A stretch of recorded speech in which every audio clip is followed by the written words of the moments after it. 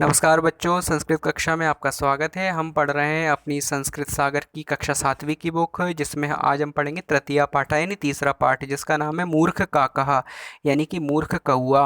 तो एक कहानी है जिसके माध्यम से हमारा मनोरंजन भी किया गया है और हमें शिक्षा दी गई है कि हमें कितना सतर्क रहना चाहिए और चालाक लोगों से सावधान रहना चाहिए।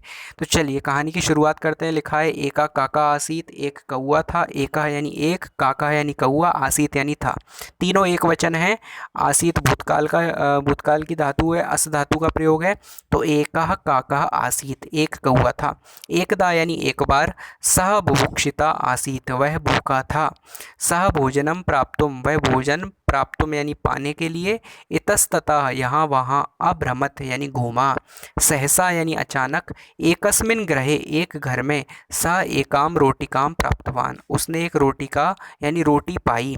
सह रोटिकाम सहितम उड्डीय दूरम अगच्छत, वह रोटी के साथ उड़कर, उड्डीय यानी उड़कर, दूरम अगच्छत दूर आ गया।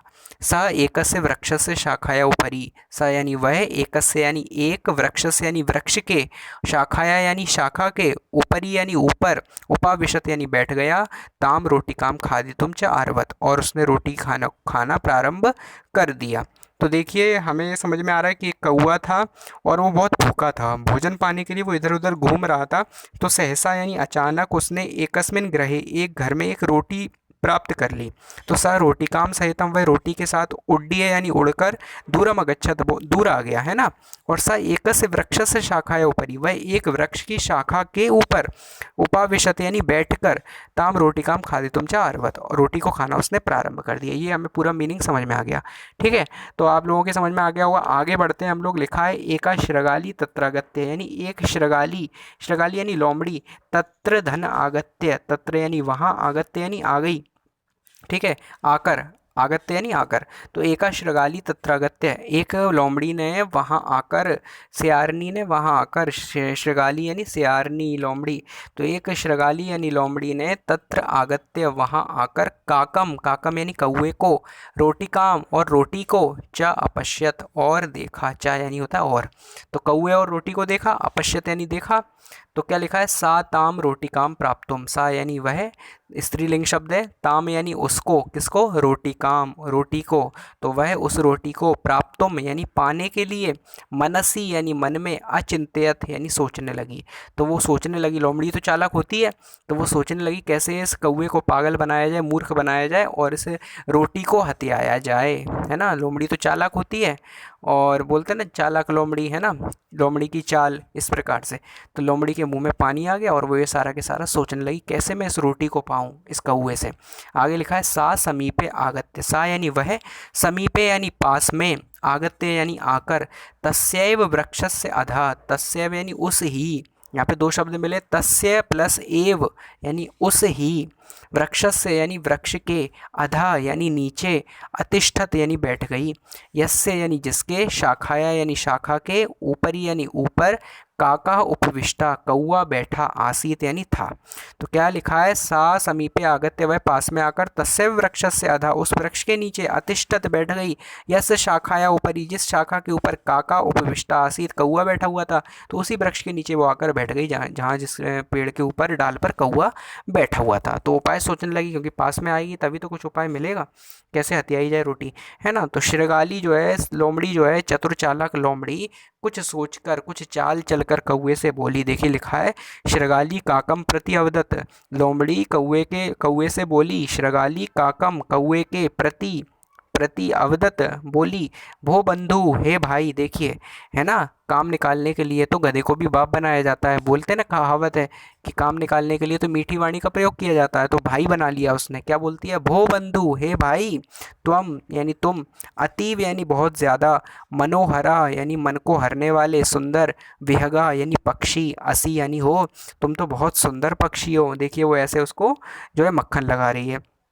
तो वो बंधु, हे भाई, त्वम यानी तुम, अतीव यानी बहुत, मनोहर विहगासी, मनोहर विहग यानी पक्षी हो, तव वर्णा तुम्हारा रंग, अतीव सुंदर बहुत सुंदर है, मोहका मन को मोहने वाला, च अस्ति है। इस प्रकार से कहने लगी तुम्हारा जो रंग है वो भी बहुत सुंदर और मन को मोहने वाला है। तव ध्वनि, तुम्हारी ध्वनि, अतीव मधुर बहुत मधुर है, बहुत मीठी है, कर्ण प्रिया च अस्ति, और कर्ण प्रिय है, कानों को अच्छी लगने वाली है।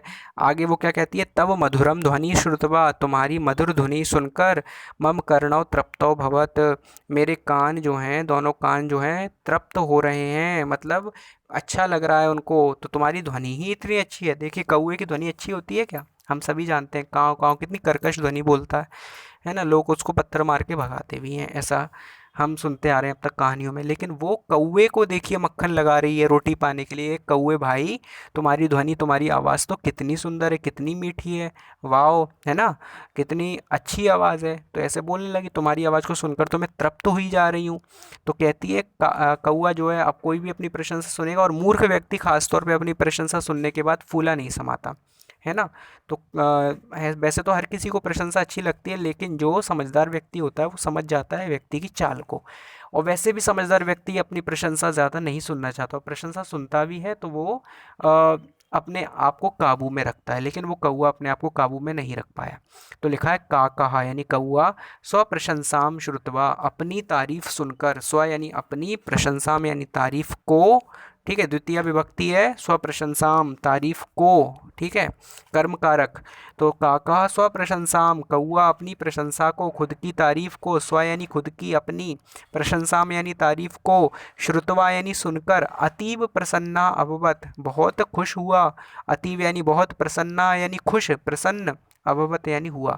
तो काका स्व प्रशंसाम श्रुतवा अति प्रसन्ना अभवत, कौआ अपनी तारीफ सुनकर बहुत खुश हुआ।